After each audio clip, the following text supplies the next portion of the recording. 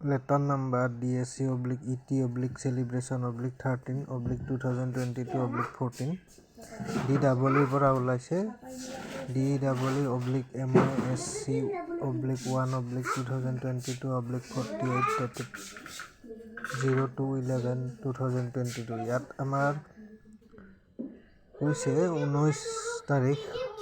নৱেম্বৰ মাহৰ এছে competition at school লেভেলত আমি এছে কম্পিটিশন পাতিব লাগিব এটো ক্লাস 4 ৰ পৰা 8 লৈকে অৰ্থাৎ ক্লাস 4 5 6 7 8 অৰ্থাৎ এলপি আৰু এমই স্কুল বিলাকত আমি কি কৰিম এছে কম্পিটিশন পাতিব লাগিব আৰু 9 আৰু 12 ত আমি কি কৰিম এছে কম্পিটিশন পাতিম আৰু কোনে অংশগ্ৰহণ কৰিব আমাৰ ছাত্ৰ-ছাত্ৰীসকলে অংশগ্ৰহণ কৰিব পাৰ্টিসিপেট লেভেলটো দিছে ইয়াতে 22 ষ্টুডেন্ট তাৰ পিছত আমি 20 তাৰিখৰ দিনাখন কি কৰিব লাগিব ট্ৰি প্ল্যান্টেশন অৰ্থাৎ গছ ৰোপণ কাৰ্যসূচী ল'ব লাগিব ক'ত ৰুব লাগিব গছ স্কুলৰ ভিতৰত স্কুল প্ৰিমাইস বুলি লিখিছে তাৰ পিছত আমাৰ 21 তাৰিখে নৱেম্বৰ মাহৰ ড্ৰয়িং আৰু আৰ্ট কম্পিটিশন পাতিব লাগিব ড্ৰয়িং আৰু আৰ্ট কম্পিটিশনটো ক্লাস 1 ৰ পৰা 5 লৈকে 4 ৰ পৰা 8 লৈকে আৰু 9 ৰ পৰা 12 লৈকে কোনে কৰিব আমাৰ ছাত্ৰ-ছাত্ৰীয়ে অংশগ্ৰহণ কৰিব 22 ষ্টুডেন্ট তাৰ পিছত 22 তাৰিখে আমি ডিবেট মানে তৰ্ক প্ৰতিযোগিতা সেমিনাৰ পাতিব লাগিব তো আমাৰ অনলি 8 ৰ পৰা 12 লৈকে এলপি স্কুলৰ ল'ৰা-ছোৱালীৰ মাজত তৰ্ক প্ৰতিযোগিতা পাতিব কোৱা নাই ইয়াত আমাক এমই স্কুলৰ পৰা হায়াৰ সেকেন্ডাৰী লৈকে তৰ্ক প্ৰতিযোগিতাৰ কথা কৈছে সেমিনাৰৰ কথা কৈছে ঠিক আছে তাৰ পিছত আমি আকস্মিক বক্তৃতা অৰ্থাৎ এক্সটেম্পৰ স্পিচ কম্পিটিশন পাতিম আৰু কুইজ পাতিব লাগিব তৃতীয় শ্ৰেণীৰ পৰা পঞ্চম শ্ৰেণীলৈ তাৰমানে প্ৰথম আৰু দ্বিতীয় শ্ৰেণীটো ইয়াতে বাদ পৰিছে আকস্মিক বক্তৃতা আৰু কুইজ প্ৰতিযোগিতাত তৃতীয়ৰ পৰা পঞ্চম শ্ৰেণীলৈ আমি কি কৰিব লাগিব আকস্মিক বক্তৃতা এক্সটেম্পৰ স্পিচ আৰু কুইজ পাতিব লাগিব ক্লাস 6 ৰ পৰা 8 লৈকে পাতিব লাগিব আৰু ইফালে আমাৰ 9 ৰ পৰা 12 লৈকে অৰ্থাৎ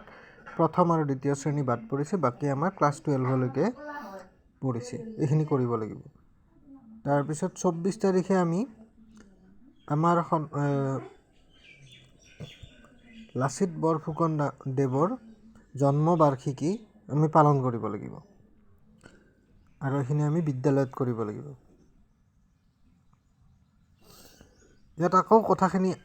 সেইখিনি কথাকে ইয়াত আকৌ এবাৰ লিখিছে যে এছে কম্পিটিশন আমি পাতিম The essay on the topic of Lachit Borphukan will be written at printed booklet by students. Printed যদি বুকলেট আমি পাওঁ সেই বুকলেটত ল'ৰা-ছোৱালীয়ে লিখিব এছে কম্পিটিশন লাচিত বৰফুকনৰ ওপৰত ৰচনা লিখিব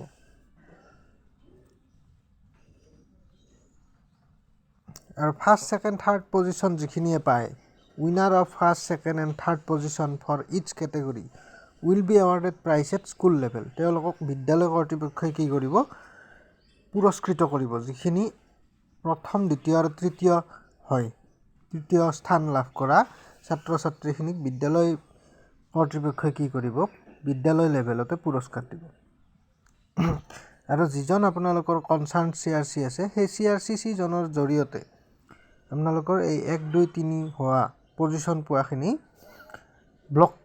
পৰ্যায়ৰ কাৰণে আপোনালোকে পঠিয়াব লাগিব দি written essays will be submitted to the concerned block office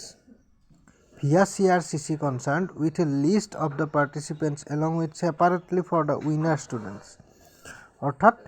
যিখিনি উইনাৰ আপোনালোকৰ বিদ্যালয়ৰ সেই উইনাৰ ছাত্ৰ-ছাত্ৰীখিনিক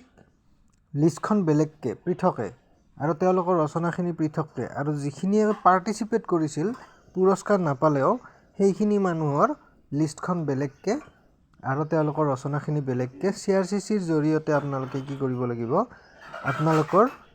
নিৰ্দিষ্ট ব্লক পৰ্যায়ৰ নিৰ্দিষ্ট ব্লকত জমা কৰাব লাগিব তাৰ পিছত প্ল্যান্টেশন প্ৰগ্ৰামটো আপোনালোকে 20 তাৰিখে কৰিব লাগিব আৰু স্কুলত কৰিব লাগিব। Seminar, debate, extempore speech, quiz, art competition এইখিনি কি কৰিব লাগিব?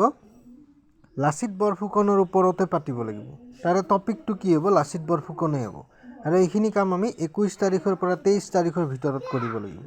তাতো সেই একে কণ্ডিশ্যন, যিখিনি আমাৰ ফাৰ্ষ্ট, ছেকেণ্ড আৰু থাৰ্ড পজিশ্যন হয়, সেই ফাৰ্ষ্ট, ছেকেণ্ড আৰু থাৰ্ড পজিশ্যন পোৱাখিনি CRCCৰ জৰিয়তে আমি ব্লকত মানে আমাৰ BMO অফিচত জমা কৰাম। তাৰপিছত ফাইনেল চেলিব্ৰেশ্যনটো আমি কোনদিনাখন কৰিম? 24/11/2022 তাৰিখে কৰিম আমাৰ বিদ্যালয়বিলাকত, ঠিক আছে? আৰু আমি সেইদিনাখনেই আমাৰ ছাত্ৰ ছাত্ৰীখিনিক পুৰস্কাৰ বিতৰণ কৰিম। ইয়াতে শেষত লিখিছে, therefore you are requested to organize the events as per schedule given above with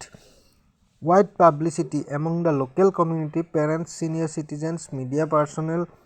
regarding conduct of the program, and must engage the SMC, SMDC, MG members for the purpose. For organizing the events, an amount of ₹2,000 per SMC, SMDC, where ₹1,000 only for distribution of prize has been released. ইতিমধ্যে ইয়াৰ কাৰণে আপোনালোকক 2,000 টকা প্ৰতিখন SMC আৰু SMDCক দিয়া বুলি ইয়াত উল্লেখ আছে। ইতিমধ্যে ৰিলিজ কৰি দিছে বুলি উল্লেখ আছে। আৰু তাৰে 2,000 টকাৰ 1,000 টকা পুৰস্কাৰৰ কাৰণে দিয়া হৈছে বুলি ইয়াত উল্লেখ আছে। আমাৰ সন্মানীয় ধুবুৰী জিলাৰ DEO আৰু DMC মহোদয়ৰ পৰা অহা এইখন অৰ্ডাৰ। গতিকে আমি ধুবুৰী জিলাৰ যিখিনি শিক্ষক আছোঁ, এই শিক্ষকখিনিয়ে এইখিনি আমি পালন কৰিব লাগিব। যদি আপোনালোকে ইয়াত কিবা ক'বলগীয়া থাকে আপোনালোকৰ, কমেণ্ট কৰি জনাব। নিশ্চয় আকৌ ভৱিষ্যতলৈ শুধৰণি বা আৰু ভালকৈ কৰাৰ প্ৰয়াস কৰা হ'ব। এই ভিডিঅ'টোৰ জৰিয়তে আপোনালোকক মই এই অৰ্ডাৰখন অলপ বুজি পোৱাত সহায় হৈছে যেন অনুভৱ কৰিছোঁ। আৰু ভৱিষ্যতে এনেকুৱা